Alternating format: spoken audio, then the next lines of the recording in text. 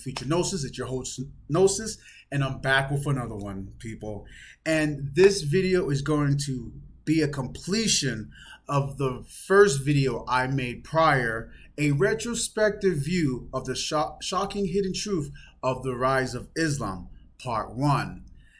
I did a full video, but notice that I probably had to break this up because it would have been over almost 50 minutes to an hour long. And I know I go through a lot of information, people, a lot of information. So I figured I'd break it up so it'll be better to digest to people. So please watch that first video because I went all into the idol worship and Hubble and Allah and then the Korean tribe.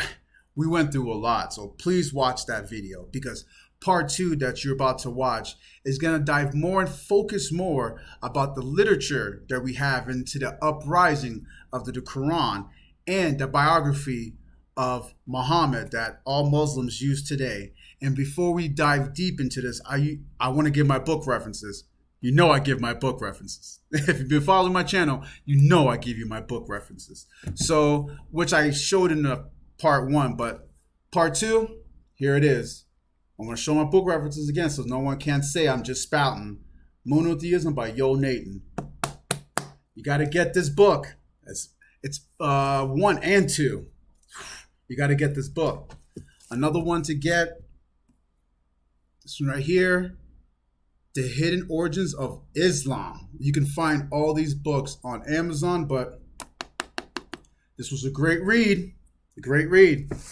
And the last one I want to show before we dive deep into this video, The Crescent and the Compass, Islam, Freemasonry, Esotericism, and a Revolution in the Modern Age. You gotta get these books. So can't say that I'm just spouting here. No, these are my references here. So just want to put that out.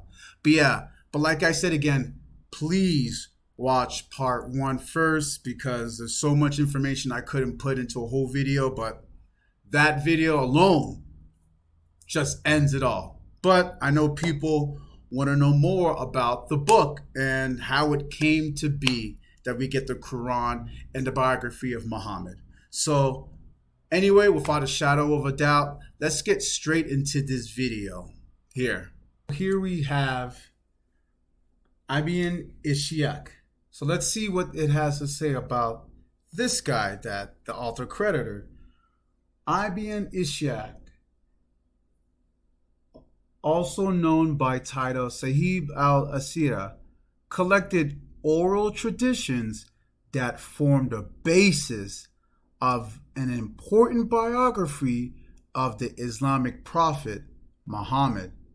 His biography is known as the Al-Sirah al-Sunnah, a biography of the Islamic prophet Muhammad, and it has mainly survived through the recension of the work by Ibn Hisham. So, before I get into Ibn Hisham, what we have here is this is the earliest person that has the oral traditions of the Prophet Muhammad. This is the basis. This is how far back it goes, ladies and gentlemen. And what's funny is, look at the age of this person when he was going through life. 704 to 767. And remember, when did Muhammad die? 632. So over almost 100 years, we don't have anything about Muhammad, the guy that gave us Allah and monotheism through all 365 of the pagans out of there and just worshiped one God, Allah. No one wrote about him until 100 years. That's really suspicious, people. But what's really suspicious is this person, Ibn Hisham. Now, let's see what Ibn Hisham has with this story about the upbringings of the Quran, as I'll show you here. Ibn Hisham was a 9th century Absidi historian and scholar. He grew up in Basra in modern day Iraq and later moved to Egypt. Okay. But what's interesting is let's look at, because he had a hand with the biography of Muhammad. So let's look into what hidden hand he had with the upbringing of the historic facts of Muhammad, as I'll show you here. The Life of the Prophet is an edited recension of Ibn Hishiak's classic Sirata Rasulia, which I just showed you. This is the basis, it's the guide for the basis for Muhammad's history. So let's continue here. The Life of God's Messenger. Ibn Hishak, now lost work, survives only, listen to this, ladies and gentlemen. Ibn Hishak's now lost work survives only in Ibn Hisham and Al-Tabari's recension, although fragments of several others survive, and Ibn Hisham and Al-Tabari share virtually the same material. Now, here comes the fuckery, ladies and gentlemen. Here comes the hidden hand. Listen to this. Ibn Hisham explains in the preface of the work the criteria by which he made his choice from the original work of Ibn Hishak into the tradition of the disciple Ziyad al-Bakr. Ladies and gentlemen, I don't think you really heard what I said. Let me rephrase that one more time. Ibn Hisham explains in the preface of the work the criteria by which he made his choice from the original work of Ibn Hishak in the tradition of his disciple. Before I even continue, ladies and gentlemen, what this little insert is saying is that this guy took the originator's work, looked at it, and picked and chose what he wanted from this work. Again, this isn't past, present, future gnosis saying this, ladies and gentlemen. This is the author of the book that he used. He edited the recension. He is stating that he took stuff out and he chose from the original work to put into his translation. And it doesn't even end there, ladies and gentlemen. Let's continue here. Accordingly, Ibn Hisham omits stories from Al-Sirah that contain no mention of Muhammad, ladies and gentlemen. No mention of Muhammad. Certain poems, traditions, whose accuracy Ziyad al-Bakr could not confirm, and offensive passages that could offend the reader. Al-Tabari includes controversial episodes of the satanic verse, including the apocryphal story about Muhammad's attempted suicide. Ibn Hisham gives more accurate versions of the poems he includes and supplies explanations of difficult terms and phrases of the Arabic language. Additions of genealogical content to certain proper names and brief descriptions of the places mentioned in Sahara. Ibn Hisham appends his notes to the corresponding passages of the original text with the words Kala Ibn Hisham. Ibn Hisham says. So now, ladies and gentlemen, after showing you that Ibn Hisham took Ibn Hishak's work, looked at it, picked and chose what he wanted, and put it into his recension. So now, when we're going back into the book that every Muslim's using, they all use this book, and it said that it hasn't been changed. It's been the same since Muhammad got it from Gabriel all the way down to the day. And it says it's by Ibn Hishak. No, ladies and gentlemen, that is a lie. It was actually edited by Ibn Hisham. He clearly showed you and told you all that he took stuff from Ibn Hisham and just interjected his own work into it. Ladies and gentlemen, I just showed you all. So this book that you're saying is all the same, handed down, it is not the same. it has been changed numerous times, ladies and gentlemen. And it doesn't even stop there, because this book is claiming to be the first. No, ladies and gentlemen, it's not the first, ladies and gentlemen. It's the first published translation of this, as I'll show you here. Translations and editions. Later, Ibn Hisham's al-Sira would chiefly be transmitted by his pupil, Ibn al-Bakr. This treatment of Ibn Hisham's work was circulated to scholars in Cordoba in Islamic Spain by around 864. Now here comes the kicker, ladies and gentlemen. Their first printed edition was published in Arabic by the German Orientalist Ferdinand Wüstenfeld in Göttingen, 1858 through 1860. The Life of Muhammad, the book that we were just quoting, according to Muhammad, by Ishika edited, Abd al-Malak Hisham Kustavi Weli, was the first published translation, ladies and gentlemen. So let's go into the person that translated this first, as I'll show you here. Ferdinand Wüstenfeld was a German Orientalist known as a literary historian of Arabic literature, born at Motina, Hanover. He studied theology and Oriental languages at Cortina in Berlin. He taught at Göttingen, becoming a professor there in 1842 to 90. He published many important Arabic texts and valuable works in Arabic history. Ladies and gentlemen, the book that you all have, The Life of Muhammad, which he says, the author states that he got it straight from Ibn Ishaq, which he clearly states is invalid, ladies and gentlemen, because clearly this is the guy that gave you the book, The Life of Muhammad, which he compiled in Syria from the libraries and museums in 4 German cities, ladies and gentlemen. Wow, wow, wow.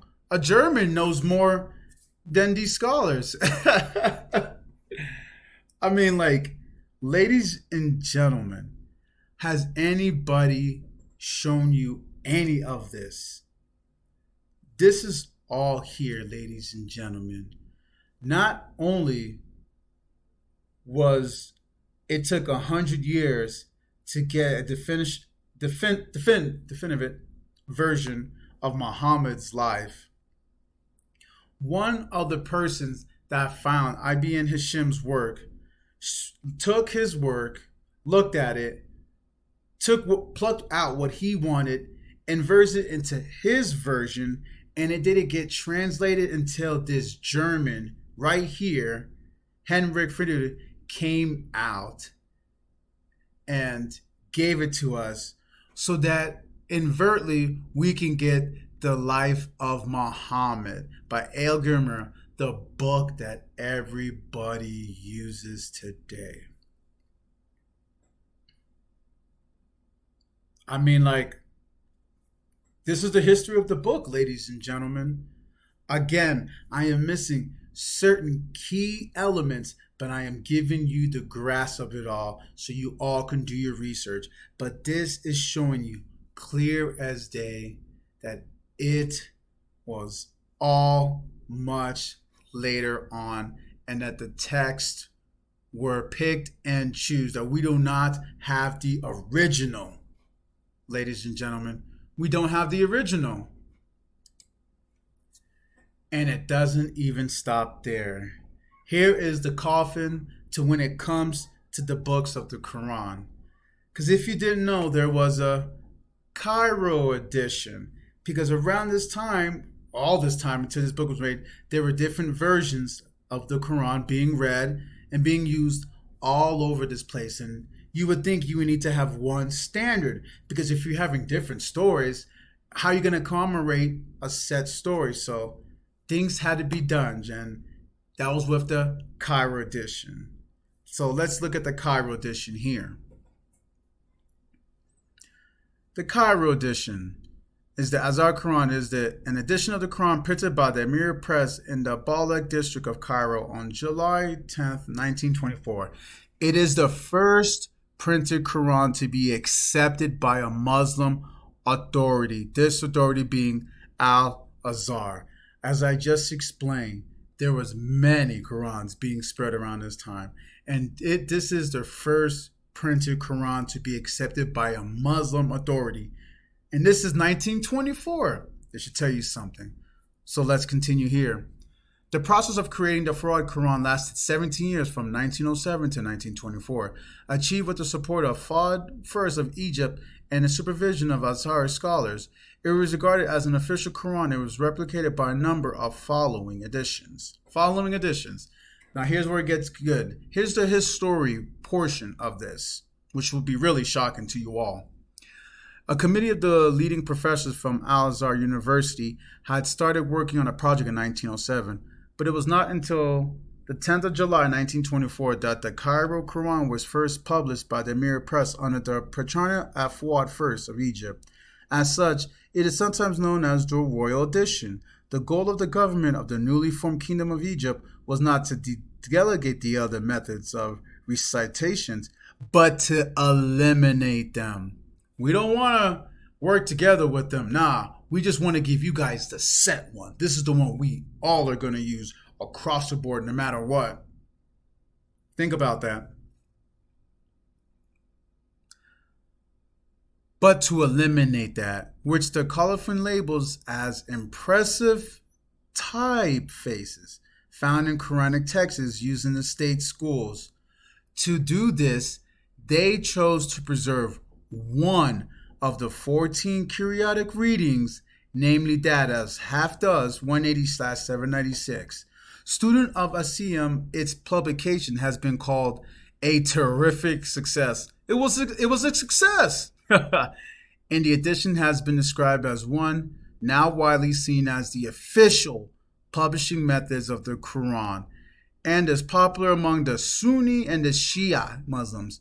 Minor amendments were made later in 1924 and in 1936 in the Faqih edition in honor of the ruler, King Farouk. So now, ladies and gentlemen, what's showing you now is that the Cairo edition, they wanted to have one standardized version of the Quran, because as you see, there was multiple versions of this going around this area. And what they did to preserve this was they took one of the 14 Qur'an readings, one of the 14, and they established it with this one. And remember what they were saying. They weren't trying to work with all these other ones. No, they were trying to get rid of them so it give you the set rule. This is your set bylaws.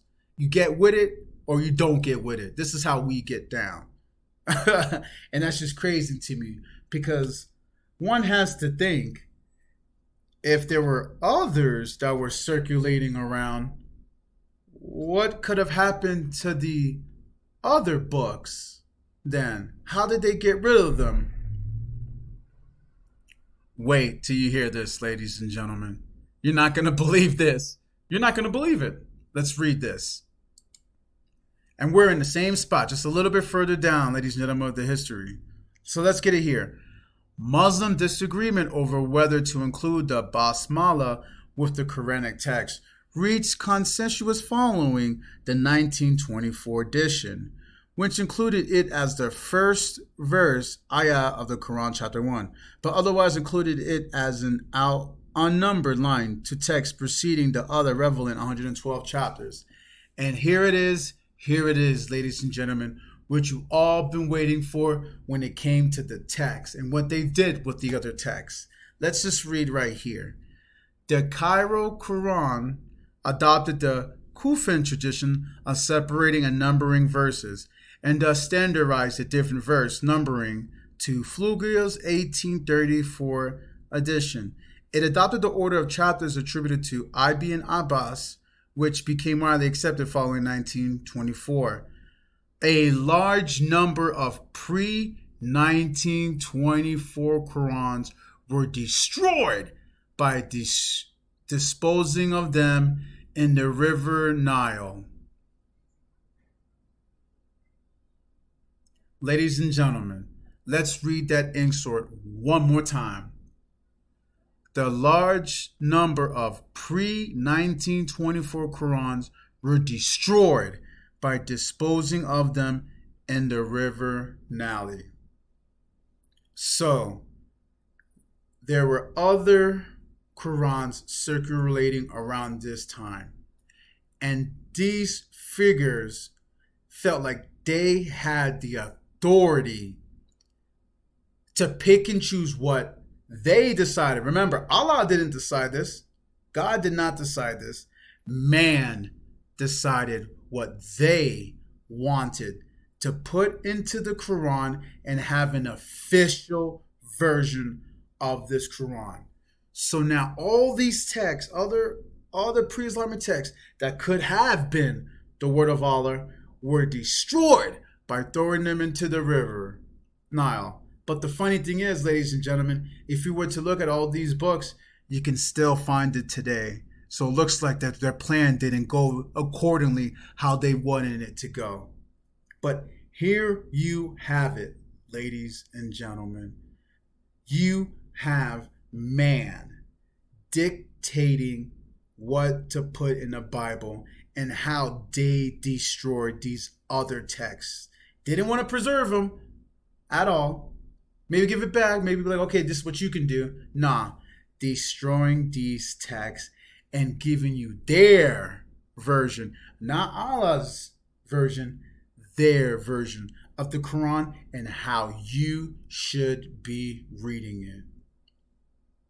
And this should be really concerning to any Muslim that is watching this video right now. What is there to say? What is there much to say after I have shown you all of these examples? And again, I stress, please do your research. I missed a lot of history, so I can just fit it in the least amount of time that I can, so I can give you all enough information to show you that this was made up. You've been bamboozled. And I hate to say this, because I hate to say this though, and I hate to see this. People don't want to acknowledge when they're wrong. Trust me, I get things wrong all the time. I do, but I acknowledge it. But I've noticed that people do not want to put the blame on themselves. The research is out there, ladies and gentlemen. You need to take the time and research what you're getting into. You can't just jump on the bandwagon because it looks good, or, hey, Christianity isn't good. Islam seems cool. Let's jump onto that. Not seeing where all this stems from, ladies and gentlemen. Clearly stems from paganism and showing you that the books were altered. And again, when I say paganism, there is no hate at all. I have a lot of pagan friends. I have a lot of spirituality friends at all. All I want to know is the truth. Don't lie to me and say that, oh, well, this religion starts from here, but it has nothing to do with these people. When clear as day, it has something to do with them. And ladies and gentlemen, I didn't even get deep into the moon worship aspect at all. Because as you've seen by the name of Allah and Hubble was a moon deity. So it was moon worship. And I probably will save that for the part 2 if you all would like. So please get in the comment sections. Ladies and gentlemen, please get in the comment sections. Please like and subscribe. I haven't seen anybody give it to you how I present it to you. There's so many lies, and I challenge everybody, show this to a Muslim and have them speak upon this. Any of this. Tell them about the book references. Tell them about how to destroy all of these books, and where the history of Islam, the book that every Muslim used, where it stemmed from.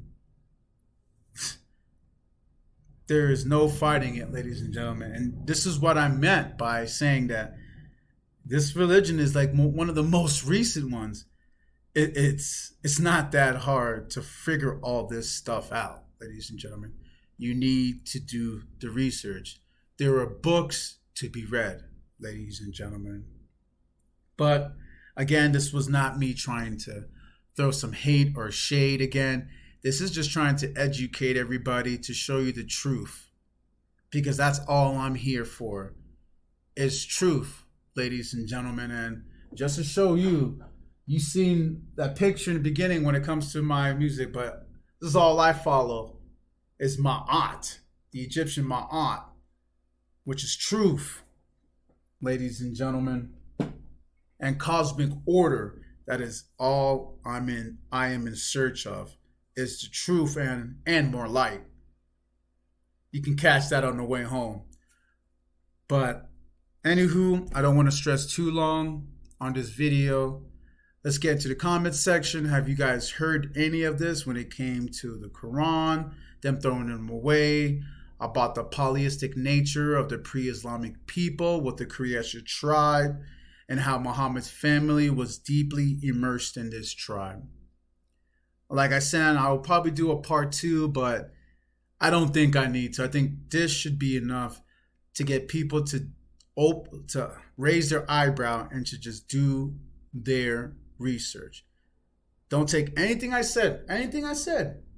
Look up, do all the research, get the books, look up the books, read the pages. I left it all for you. Go online, read, ladies and gentlemen, read. Don't let anybody say that you can't use the internet to find certain things, so then you can use the research to find out what all this comes to, because they're scared of you doing your research because they don't want to do the research because they're lazy. People are lazy nowadays. They're lazy. But anywho, thank you for watching my channel, Past, Present, Future Gnosis. Man, this journey has been really long, man. And I know I talk about certain controversial things, but it's because I want to know the truth and I want to share the truth with you all. I want to share this knowledge and not hide it for myself. But anywho, thank you for taking the time to watch my channel. And yeah, I'll catch you guys on the next one. Cheers. Do your research, man. Y'all got to do your research. Don't let people lie to you. Don't let them lie to you.